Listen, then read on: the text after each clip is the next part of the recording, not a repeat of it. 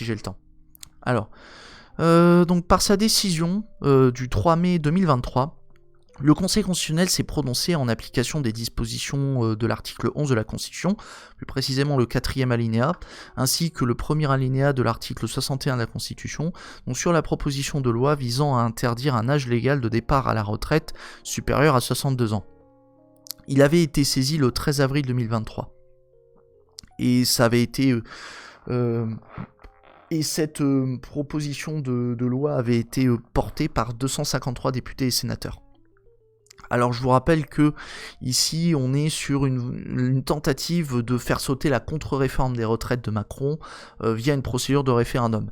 Pour le contexte, je vous rappelle que le Conseil constitutionnel, je pense qu'il va le dire, mais il y avait déjà une procédure de référendum qui avait été tentée une première fois, et il y avait simplement dans le texte une interdiction de porter l'âge légal de départ à la retraite au-delà de 62 ans.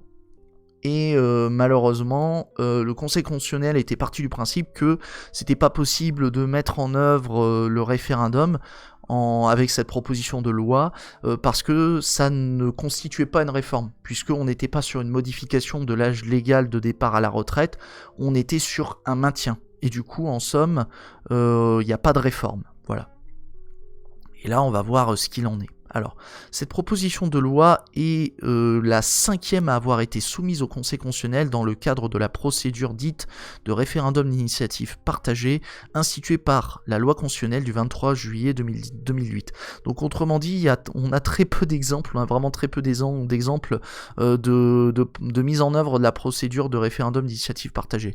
Cette procédure, donc on vous rappelle, elle est régie par les 3e à 6e alinéa de l'article 11 de la Constitution, et vous avez le régime juridique, donc l'ensemble des règles de ce référendum d'initiative partagée, qui est précisé par une loi organique du 6 décembre 2013 et qui porte application de l'article 11 de la Constitution.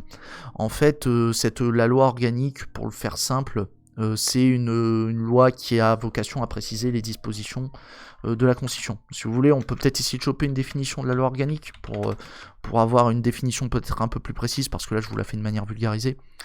Donc dictionnaire juridique. Donc la loi organique, donc en France, donc c'est une disposition générale qui, dans la hiérarchie des normes, se trouve située au-dessus des lois ordinaires. Elle est prise par le Parlement, l'Assemblée nationale et le Sénat. Elle fixe les règles propres à l'organisation des pouvoirs publics.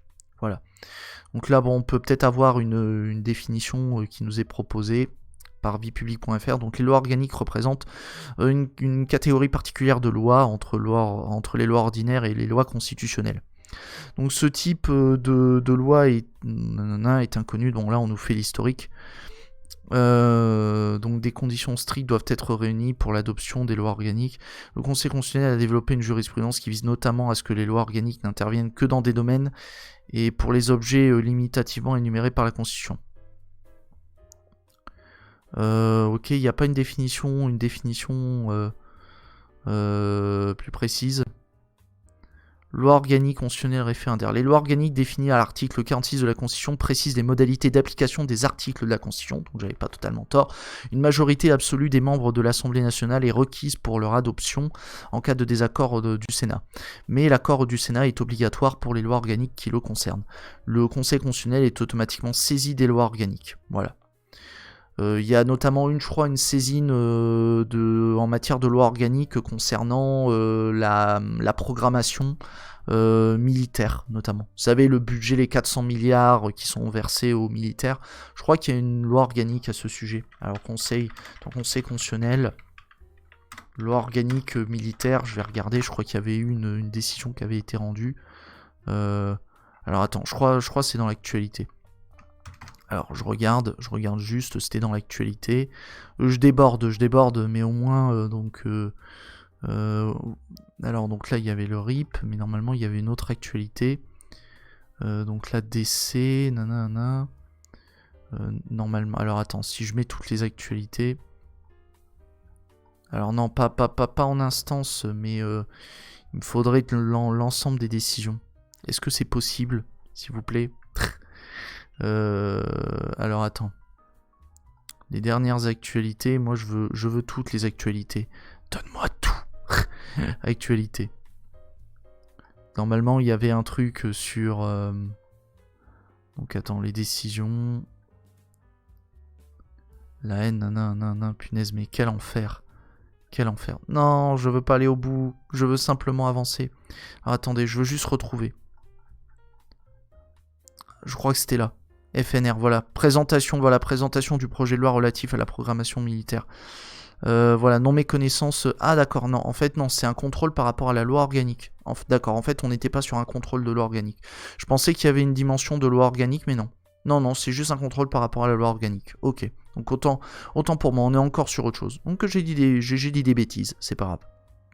Bon, si vous le voulez, donc vous pouvez avoir donc hop un petit topo sur les différents types de lois, comme ça au moins vous avez ça vous aurez les bases. Bon. Sur ce, avançons.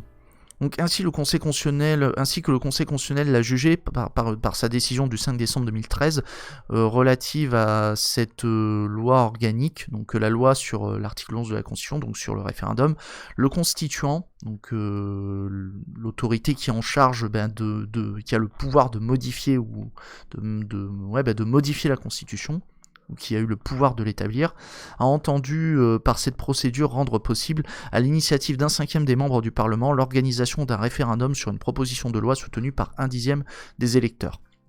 Il a ainsi réservé aux membres du Parlement le pouvoir d'initiative d'une telle proposition de loi et reconnu à tous les électeurs inscrits sur les listes électorales le droit d'apporter ensuite leur soutien à cette proposition. Donc c'est là la dimension partagée. C'est en fait, vous avez un cinquième des parlementaires, dont députés et sénateurs, qui déposent une proposition de loi, et ensuite il faut que derrière vous ayez les électeurs qui soutiennent cette proposition. Donc un cinquième, donc on est sur 4,7 millions environ d'électeurs inscrits. Voilà.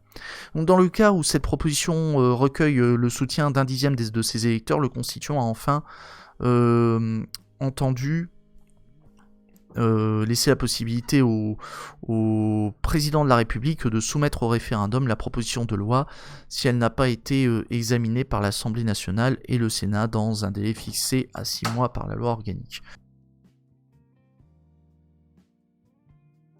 Dans le cas, donc là on rappelle qu'ici que le président de la République soumet à référendum la proposition de loi à partir du moment où l'Assemblée nationale et le Sénat n'examinent pas le texte pendant un délai de 6 mois. Voilà. Et c'est seulement une fois le délai de 6 mois passé que le président de la République engage le référendum et le peuple est directement... en fait, les électeurs sont directement consultés. Et la réponse, c'est le oui ou le non sur l'adoption du texte. Voilà. Donc, dans le cadre ainsi défini, donc le constituant a confié au Conseil constitutionnel donc la mission, d'une part, de contrôler la conformité à la Constitution de la proposition de loi devant être soumise à référendum, et de veiller au respect des conditions prévues par le 3e alinéa de l'article 11 de la Constitution pour l'organisation d'un tel référendum. Alors, il appartenait donc au Conseil constitutionnel, suivant les dispositions de l'ordonnance du 7 novembre 1958, donc c'est celle qui organise le fonctionnement du Conseil constitutionnel.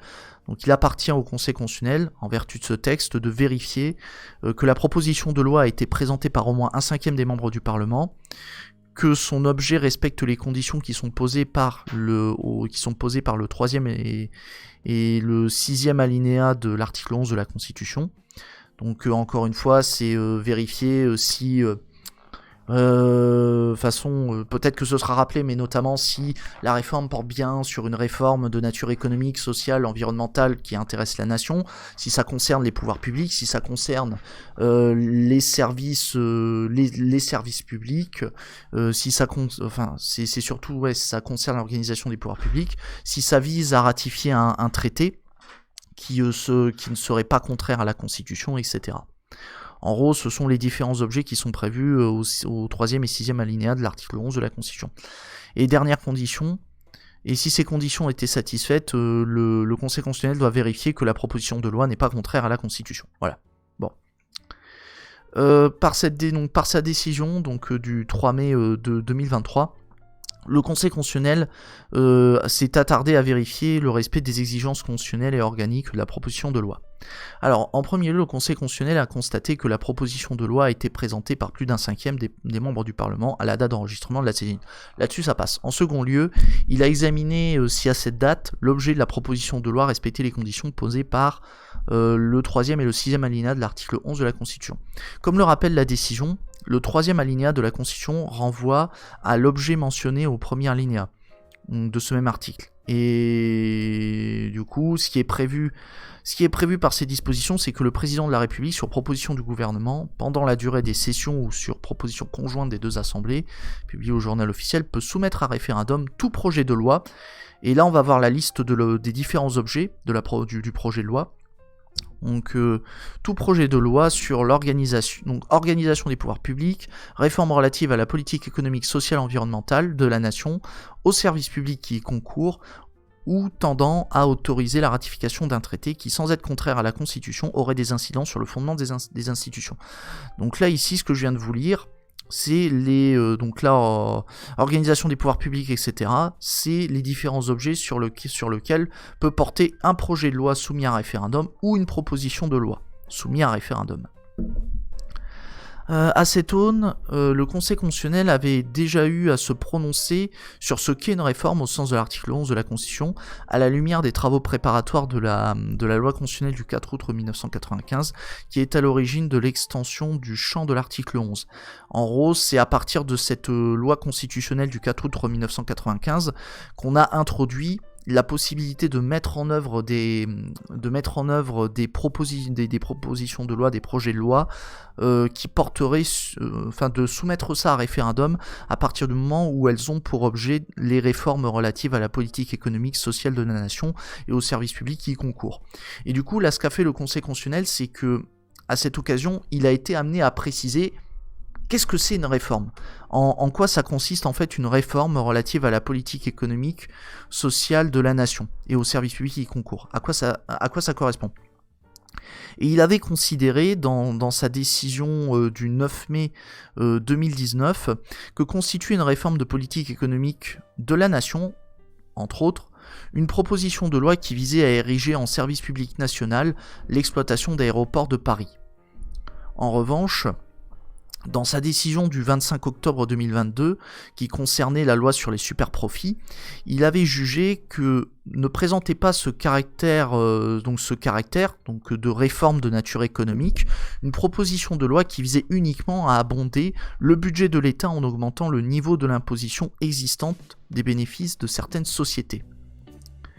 Et il en avait rajouté une couche, notamment, avec la décision qu'on avait vue il n'y avait pas si longtemps, celle du 14 avril 2023, où il avait jugé qu'il en allait de même pour la proposition de loi qui visait à affirmer que l'âge légal de départ à la retraite ne peut être fixé au-delà de 62 ans. En l'espèce, donc dans cette affaire, le Conseil constitutionnel a constaté que la proposition de loi qui lui était soumise avait pour objet donc de fixer l'âge légal de départ à la retraite et d'augmenter la contribution donc des revenus du capital du financement de retraite par répartition. Donc là dans la proposition de loi qui lui est soumise, dont il doit analyser les critères de recevabilité, le Conseil constitutionnel il remarque qu'on a affaire, on est à peu près dans le même tonneau que la première proposition de loi, à savoir le fait qu'on a un âge légal de départ à la retraite qui ne doit pas bouger, qui doit rester à 62 ans, mais il y a une petite différence, c'est que il était prévu un mécanisme alternatif pour financer le système de retraite, donc à savoir augmenter la contribution des revenus du capital au financement du système de retraite par répartition. Et encore une fois, on est vraiment sur quelque chose qui est, somme toute SOSDEM, quoi, en fait. On est sur un maintien de départ de l'âge légal à la retraite et on trouve un financement alternatif. Donc c'est pas comme si on demandait la retraite à 60 ans, voire même la retraite à 55 ans ou 50 ans. Voilà. Donc on n'est pas sur quelque chose de très radical. Mais même ça, vous allez voir, le Conseil constitutionnel, par l'interprétation des dispositions, il va écarter, il va refuser il va dire que c'est pas possible de soumettre la proposition de loi à un référendum. Donc d'une part, pour un raisonnement identique à sa décision du 14 avril 2023, le Conseil constitutionnel a relevé que la proposition de loi qui réécrit les dispositions du Code de la sécurité sociale pour prévoir que l'âge d'ouverture du droit à la pension de retraite donc là je passe les dispositions qui sont assez donc ne peut être supérieur à 62 ans, voilà. Donc s'il faut retenir, ouais. Donc là ce que dit le Conseil constitutionnel, donc c'est qu'il a adopté un raisonnement identique à ce qu'il avait jugé dans sa décision du 14 avril 2023 en constatant que la proposition de loi elle prévoit simplement que l'âge d'ouverture du droit à une pension de retraite, ça ne peut pas être supérieur à 62 ans. Et là, il constate que à la date à laquelle le Conseil constitutionnel a été saisi de cette proposition de loi,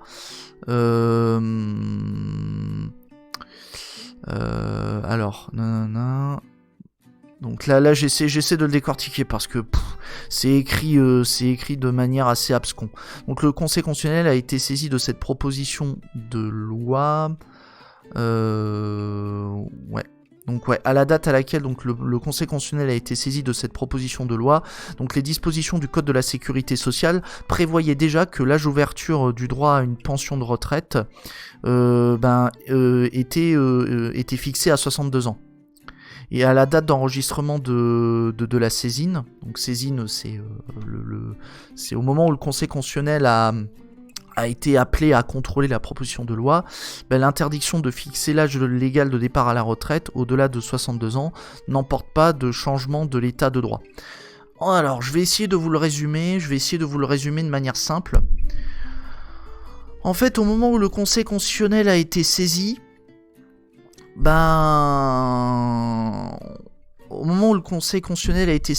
était toujours sur un âge légal de départ à la retraite à 62 ans. C'est-à-dire la réforme de Macron, elle était pas la contre-réforme de Macron, elle n'était pas encore entrée en vigueur au moment où le Conseil constitutionnel a été saisi. Donc du coup, on n'était pas sur un âge de départ à la retraite à, je crois c'est 64 ans, à chaque fois je me perds, mais je crois c'est 64 ans l'âge de départ, il me semble que c'est pas 63 ans. Mais bref, on n'est pas sur un âge légal de départ à la retraite de 64 ans, mais on était toujours sur un âge légal de départ à la retraite à 62 ans. Donc à partir du moment, le Conseil constitutionnel c'est tout con, il dit à partir du moment où on se contente de maintenir l'âge légal de départ à la retraite à 62 ans, le Conseil constitutionnel est assez vachard, il dit on modifie pas le droit. On se contente de dire qu'on maintient l'âge légal de départ à la retraite à 62 ans. Donc ça change rien. Donc on n'est pas sur un changement d'état de droit, on n'est pas sur une réforme. En outre, le législateur peut toujours, donc là le Conseil constitutionnel rappelle que le législateur peut toujours modifier, compléter ou abroger des dispositions législatives antérieures qu'elles résultent d'une loi votée par le Parlement ou d'une loi adoptée par voie de référendum. Ainsi, ni la circonstance que les dispositions de cette proposition de loi seraient adoptées par voie de référendum, ni le fait qu'elle fixerait un plafond contraignant pour le législateur ne permettent de considérer davantage qu'elles apportent un changement de l'état de droit. Voilà. Donc en fait, c'est pas parce que la proposition de loi serait adoptée par référendum, ni même qu'elle met en place un plafond, c'est-à-dire qu'elle interdit au législateur d'aller au-delà de 62 ans, pour le Conseil constitutionnel, ce n'est pas une réforme.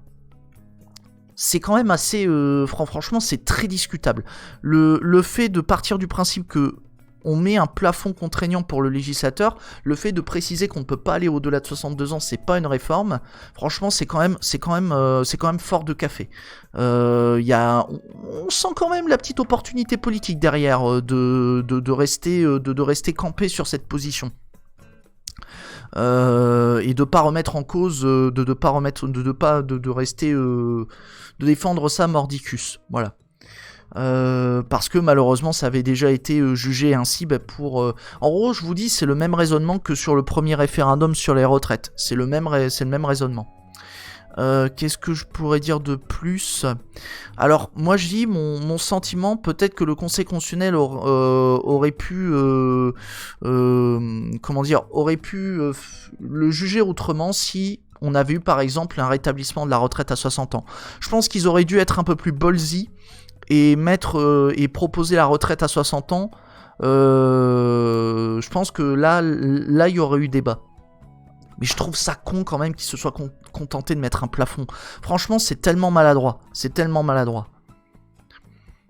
D'autre part, au moins à 60 ans. Au moins à 60 ans, voilà, ça aurait été SOSDEM, ça aurait été du mitterrandisme, ça aurait peut-être pu passer. Mais pourquoi est-ce qu'ils ont fait un plafond ? Mais bon, peut-être que le Conseil constitutionnel aurait encore trouvé une autre excuse pourrie en disant ah ben même si vous demandez la retraite à 60 ans, c'est pas considéré comme une réforme sociale. Ridicule. Et sachez que malheureusement là, sachant que Macron a promulgué la réforme, sa contre-réforme des retraites en 4e vitesse, ben malheureusement on peut pas engager une nouvelle procédure on peut pas engager une nouvelle procédure de référendum sur l'âge légal de départ sur l'âge légal de départ à la retraite. Parce que malheureusement on peut pas remettre en cause une loi qui a été promulguée depuis moins d'1 an. Donc on est obligé d'attendre au moins une année avant de remettre en cause la loi. Voilà. Et en plus, je pense qu'il y a aussi une autre condition. Faut voir si ça porte. Est-ce que le Conseil d'État pourra considérer que ce serait un objet différent, le fait de passer la retraite à 60 ans? Ça reste à voir. Mais bon, encore une fois, on verra. Et là, on va voir le deuxième raisonnement. C'est là qu'il va y avoir une petite originalité. D'autre part, par un raisonnement donc, qui a été suivi donc, dans la décision du 25 octobre 2022, le Conseil constitutionnel a relevé que la proposition de loi prévoit d'augmenter de 9,2% à 19,2% le taux d'imposition à la contribution sociale généralisée des revenus du patrimoine, donc, qui sont mentionnés dans les dispositions du Code de la Sécurité sociale, et des produits de placement qui sont mentionnés aussi dans le Code de la Sécurité sociale, ainsi que d'affecter le produit donc, de cette contribution, donc l'argent qui est récolté par le biais de cette contribution sur ces revenus, et qui sont produits à la branche vieillesse et veuvage du régime sécurité sociale. Alors donc et malheureusement donc là le Conseil constitutionnel part du principe que le fait d'augmenter le simple taux d'imposition de la contribution sociale généralisée, le simple fait de jouer sur le taux de la CSG pour financer les retraites, malheureusement il va dire que ça a pour seul effet d'abonder le budget d'une branche de la sécurité sociale en augmentant le taux applicable à une fraction de l'assiette d'une imposition existante dont le produit est déjà en partie affecté au financement du régime général de la sécurité sociale. Et malheureusement, ça constitue pas une réforme sociale. Le simple fait d'abonder le budget d'une branche de la sécurité sociale. Voilà. Donc c'est à peu près le même raisonnement qu'on avait eu que pour la loi sur les super profits. Sur la loi sur les super profits, on était sur une logique de dire on peut pas faire un référendum sur les super profits parce que ça avait pour conséquence d'augmenter une imposition sur les revenus des sociétés et d'abonder le budget. Voilà, ça pouvait, et que de toute façon c'est pas une réforme de nature économique. La grosse blague. Et là on applique un raisonnement analogue au fait d'abonder le budget d'une branche de la sécurité sociale, à savoir la branche vieillesse et veuvage. En gros, qui concerne le financement des retraites. Voilà. Bon, en résumé, le Conseil constitutionnel estime que la proposition de loi ne porte pas sur une réforme relative à la politique sociale de la nation. Voilà. Donc cette condition n'est pas remplie, et après avoir constaté que la proposition de loi ne porte sur aucun des autres objets qui sont mentionnés à l'article 11 de la Constitution, le Conseil constitutionnel juge qu'elle ne satisfait pas aux conditions qui sont prévues par l'ordonnance du 7 novembre 1958, et on ne peut pas mettre en œuvre le référendum. Bref. En gros, si vous voulez retenir deux choses, le Conseil constitutionnel il estime qu'il n'y a pas de réforme relative à la politique sociale de la nation. Donc on ne peut pas engager le référendum parce que la proposition de loi visant à lutter contre la réforme des retraites de Macron, elle n'emporte pas un changement de l'état de droit, elle n'emporte pas un changement, si je puis dire, de l'âge légal de départ à la retraite, et elle se contente simplement d'abonder le budget d'une branche de la sécurité sociale, d'apporter, si je puis dire, un peu plus de thunes au financement d'une branche de la sécurité sociale, à savoir la branche vieillesse et veuvage, la branche qui concerne le financement des retraites. Voilà.